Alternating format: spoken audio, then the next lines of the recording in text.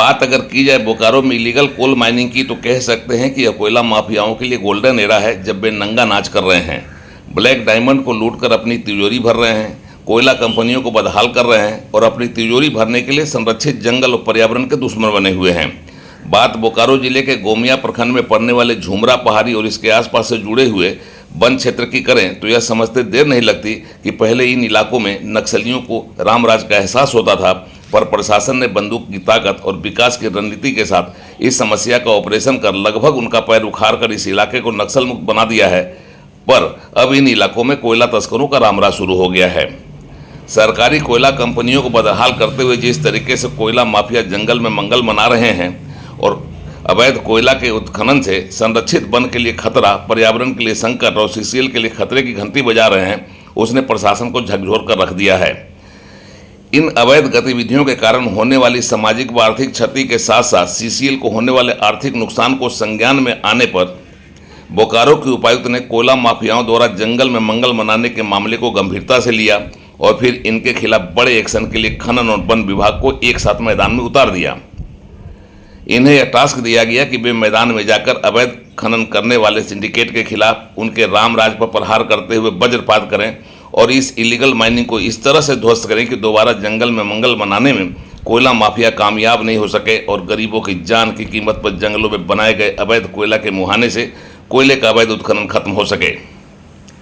बोकारो की डीसी के निर्देश पर बोकारो जिले के वन और खनन विभाग की अलग अलग टीमों ने पाया कि वन क्षेत्र के बड़े भूभाग पर अवैध मुहाने बनाकर दिन रात कोयले का उत्खनन कराया जा रहा है और असुरक्षित माहौल में चंद पैसों के खातिर अपनी जान की कीमत पर गरीब मजदूर कोयले का उत्खनन कर कोयला माफियाओं की तिजोरी भरकर उन्हें खुशहाल बनाने में लगे हुए हैं।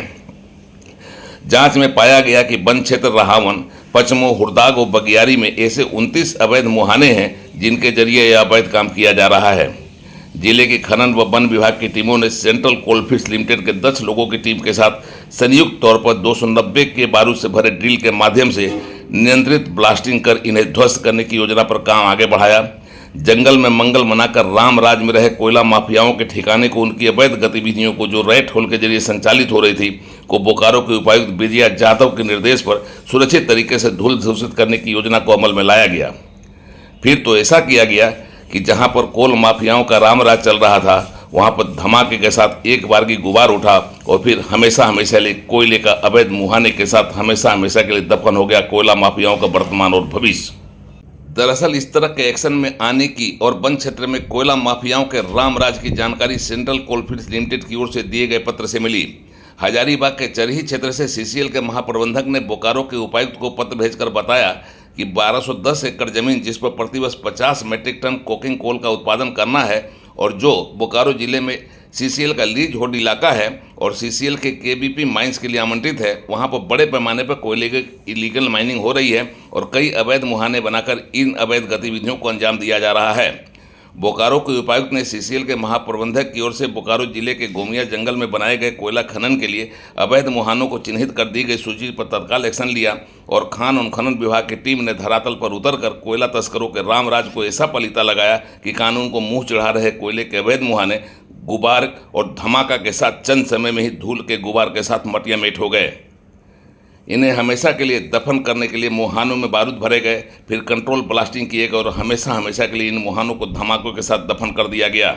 धमाके हुए, गुबार उठे और फिर हो गए अवैध मुहाने जमींदोज। यह अभियान सीसीएल केबीबी प्रोजेक्ट की लीज होल्ड गोमिया के क्षेत्र में संचालित हुआ।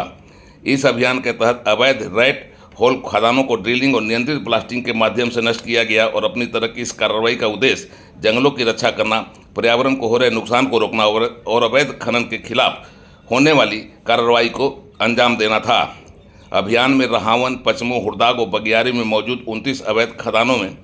और मुहानों में कई ध्वस्त कर दिए गए और बचे हुए अन्य मुहानों को भी ध्वस्त करने की तैयारी की गई है। रहावत संरक्षित वन क्षेत्र के नक्सल प्रभावित होने के कारण इस अभियान को पूरी सतर्कता के साथ अंजाम दिया गया। इधर उपायुक्त के निर्देश पर एक्शन में आए वन और खनन विभाग ने अवैध खनन के खिलाफ सख्त कदम के जरिए स्पष्ट रूप से संदेश देने की कोशिश की है कि संरक्षित वन क्षेत्रों में किसी भी तरह का अवैध खनन बर्दाश्त नहीं किया जाएगा और अवैध गतिविधियों के खिलाफ हमेशा एक्शन कड़ा किया जाएगा। जनता से अपील की गई है कि उन्हें अगर जानकारी मिलती है अवैध खनन और पर्यावरणीय अपराध के लिए तो वे तत्काल इसकी सूचना दें ताकि समय रहते एक्शन लिया जा सके।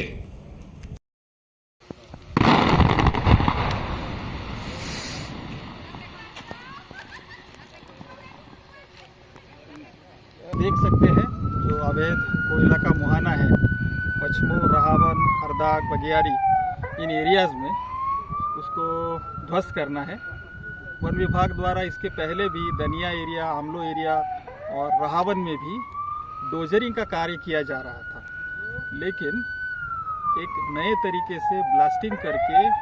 इन मुहानों को परमानेंटली बंद करने की एक जो प्रोसेस है वो नए सिरे से शुरू की गई है।